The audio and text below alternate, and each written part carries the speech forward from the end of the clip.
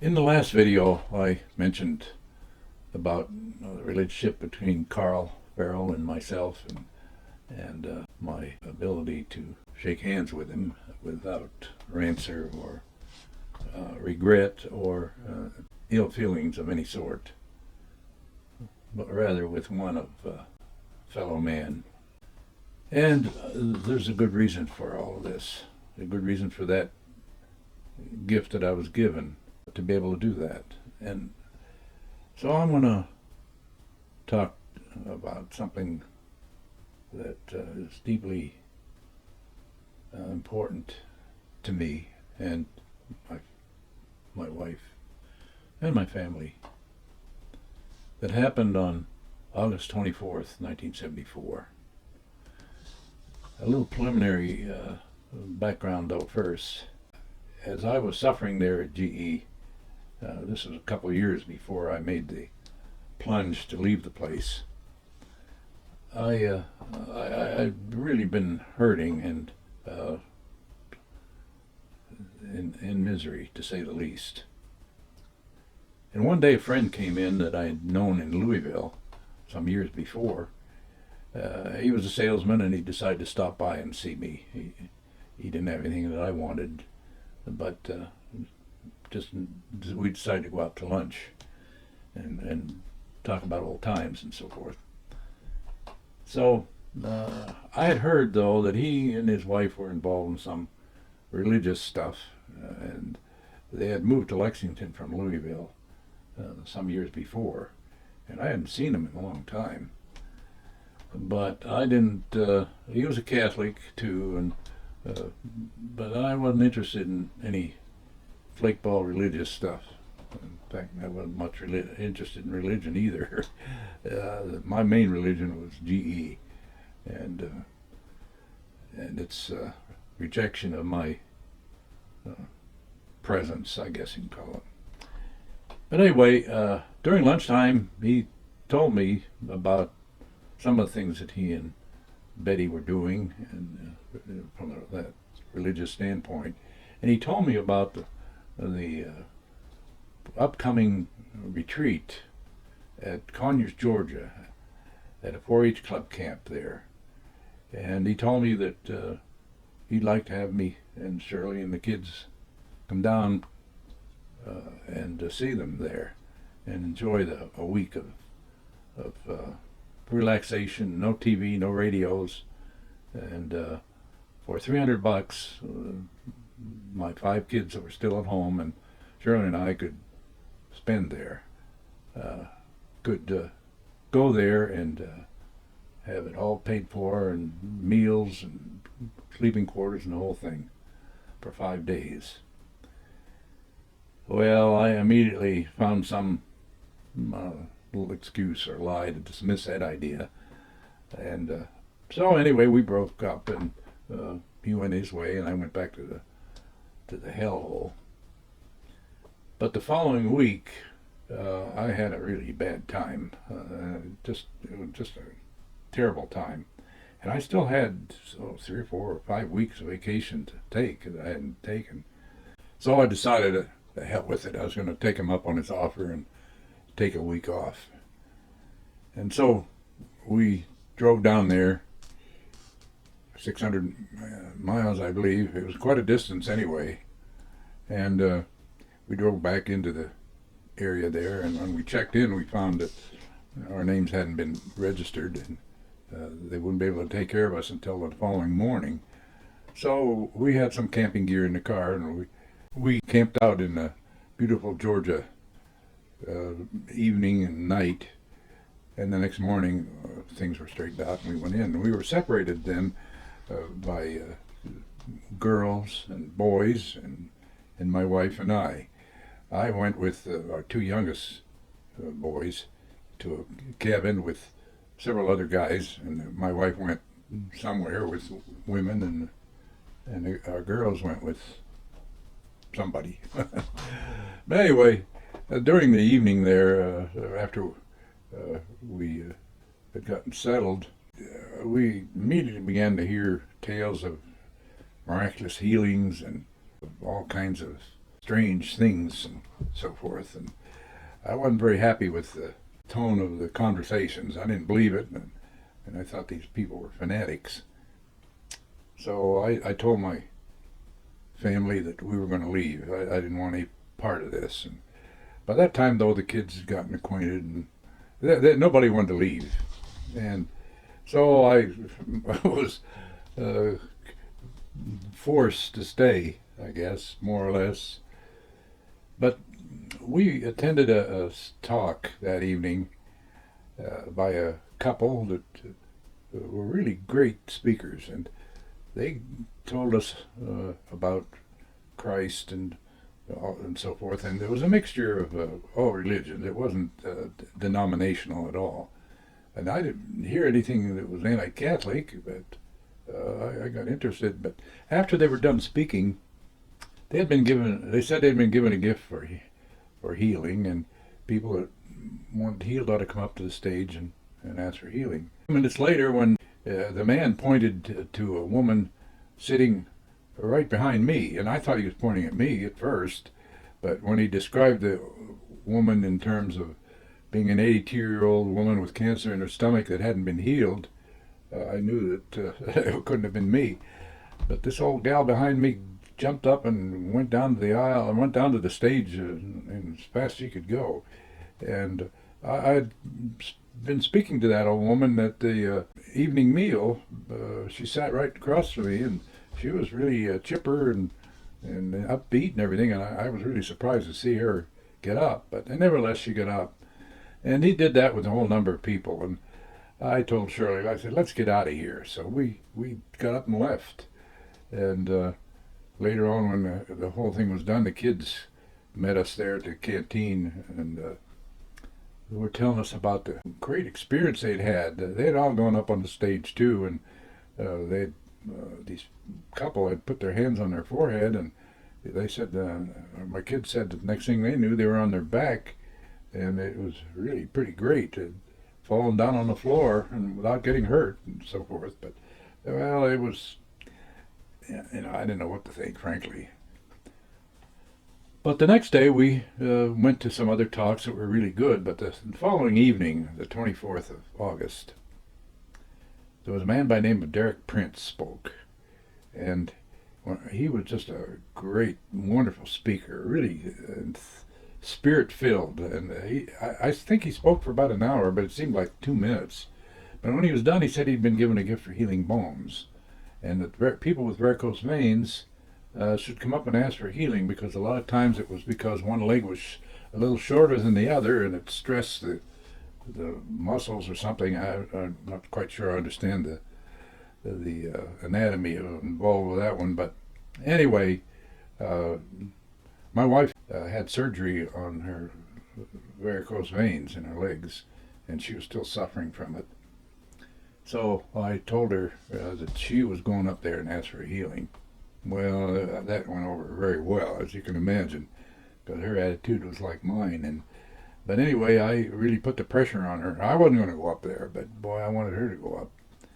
So she finally submitted as a good wife, which she was, and started down the aisle.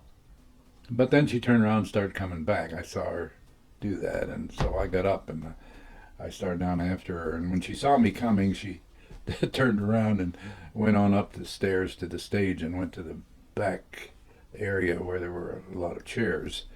And she sat down as far back as she could. But I followed her on up the steps, or 5 or 6 stairs up to the top of the stage floor. And I stood behind a big, like a home movie screen. It was on a pedestal there at the end of the stage area. And I could see that he had 4 chairs. He had 2 rows of 4 chairs out in the center front of the stage. And he picked out 8 people from the group that were up there, and they came over and sat down. The first one was a young girl, maybe 18 or something, some age of that nature. And she sat down within 2 or 3 feet of me with her back to me. And she lifted up her hair behind her head like this and held it. And I could see a lump under each side, under her ear. And Derek Prince said, well, he said, that's not a bone, but the Lord wants me to pray for you. So he put his hands on her forehead and said a few words, and the lumps vanished as quickly as I've told you about it. Poof, they were gone. And I thought, well, since, I'm supposedly an engineer, and I think in terms of mechanical things more than not. But anyway, I deduced that she probably had a little balloon under each ear, under the skin, with a little hose running down to her lap, or with a little valve there. And when he so-called prayed for her, she just opened the valve and the balloons deflated, and presto, there was a miraculous healing. I've been watching a lot of TV and miraculous healings on TV, so I knew all the inner tricks, I thought. But the next person was a young woman in her 20s, I would say, and he knelt down in front of her, and I couldn't quite see. I was at an angle to her from off her left shoulder, so I moved around to my left, and I could see directly then her feet and legs and Derek Prince. And he was holding her feet in his hands, and her right leg, I could see, was withered and short, and that foot had a sole on the shoe that was, 2 or 3 inches thick, and she had a cane adjacent to her there. And so he started to pray for her. And as I sit here and tell you, I saw within 5 feet, no more than that, from my unbelieving eyes, that leg grow in diameter and length to match her good left leg. It has happened as quickly as I've told you about it. And she leaned over and took her shoes off and stood up normally and danced around, and everybody in the auditorium went crazy. There were about 2,000 people there, and just bedlam from that tremendous miracle. But I knew that at that moment in my life that the Lord was really real. I knew he was standing there just to my left, and I knew that he had done that. And the sensation of sorrow and joy, and I can't really describe what came over me, but I was changed forever at that moment. I just knew, and I was so happy to know that he was real, that religion and church and communion and Bible and all that stuff really had a factual basis, and that eternity was real, and this life was just a prelude to eternal happiness. And of course, that's assuming that you were repentant of your sins, but also I knew that there was a hell and a serious punishment. I just knew that all that was absolutely real and true, and I was going to face it one day. I left the stage. I walked around behind the curtains there, and I knelt down at a chair, and I sobbed uncontrollably. And I'm not one to sob very, very frequently. In fact, I knew that, or I know that I hadn't cried for 30 years or more, maybe. I had made up my mind when I was a kid that I wasn't going to cry when I got hurt, and I didn't either. And so somebody even came back and wondered if I was alive and okay. But from that moment on, and that was around 10 o'clock in the evening, to this moment, the memory of that event had not left my mind for very long periods at a time, and it was a life changer. But one day I was reading Hebrews 12, where, well, I'll just read a few pages out of there because it was really important to me. It says to keep our eyes fixed on Jesus, who inspires and perfects our faith. Now, we were Catholics, and we went to church every Sunday, and I was active in the church. And I was one of the founders of the St. Vincent de Paul Conference at Frankfort, and met some great local guys and their wives because of that. And we were really active in that work for a number of years. It was amazing how many poor people lived in the countryside. And maybe I'll talk about that a little later. And helped with the remodeling of the church. When we went there, the steeple of the church was actually tilted over, and Father Schaefer came then, and with his magic, with numbers and dollars, and our efforts, we managed to bring it back into working condition there. Did a lot of maintenance down there, did a lot of work, repairs and remodeling, and I appreciated my church and my religion, although I should practice a lot better. I still was what you would call a faithful Catholic, but pretty empty. And Hebrews says, keep your eyes on Jesus, who inspires and perfects our faith. For the sake of the joy which lay before him, he endured the cross, heedless of its shame. He had taken his seat at the right hand of the throne of God, and remembered how he endured the opposition of sinners. Hence, do not grow despondent or abandon the struggle. And I was despondent, that's for sure. In your fight against sin, you have not yet reached the point of shedding blood. And also, you've forgotten encouraging words which are addressed to you as sons. And these words are, my son, do not disdain the discipline of the Lord, and lose heart when he reproves you. For whom the Lord loves, he disciplines. He scourges every son he receives. And in the old days, the son of the king who was to be the next king was educated and trained, and the other sons were left to go without training. And so discipline in the eyes of the Lord is training, and it certainly is in reality too. So it says, endure your trials as a discipline of God, who deals with you as sons. For what son is there whom his father does not discipline? If you do not know the discipline of sons, you are not sons, but bastards. In verse 11 it says, at the time discipline is administered, all discipline seems a cause for grief and not for joy, but later it brings forth the fruit of peace and justice as those who are trained in its school. So strengthen your drooping hands and your weak knees.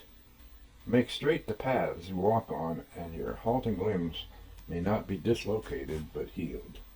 And those last couple of sentences spoke to me in a way that it seemed to say to me, quit your job, trust me, and I will give you more than you had.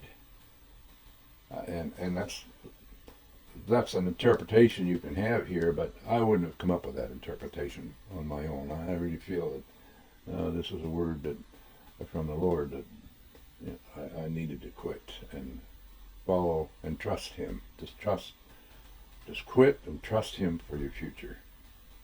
And that's a lesson that whether you're quitting your job or working or whatever, that's a fundamental lesson of life. Trust him and you will be fine.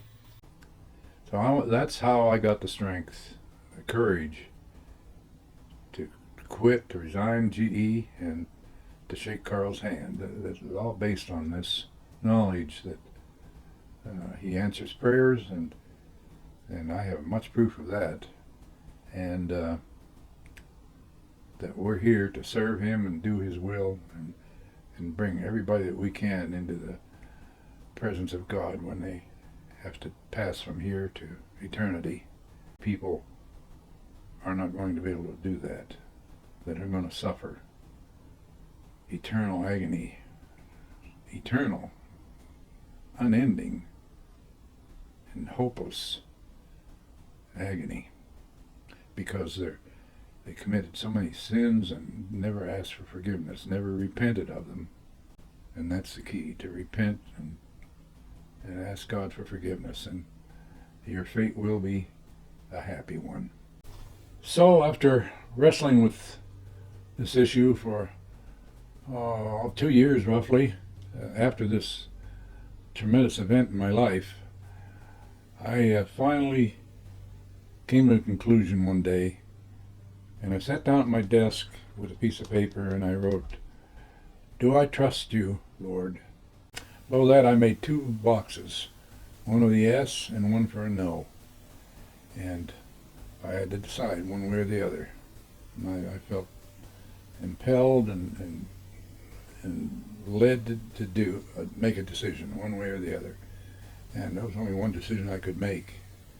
And so I checked the yes, and I sat there and I wrote a brief resignation note, and I gathered up my junk and I left, and I never went back. And I never left with regret either. It was one of the best moves I could have ever made. And the following videos pretty well attest to that. And he lived up to his promise to take care of me and my family in a way that I never expected. And it continues to this very moment. So let this be a lesson to you. I think it's time to stop this one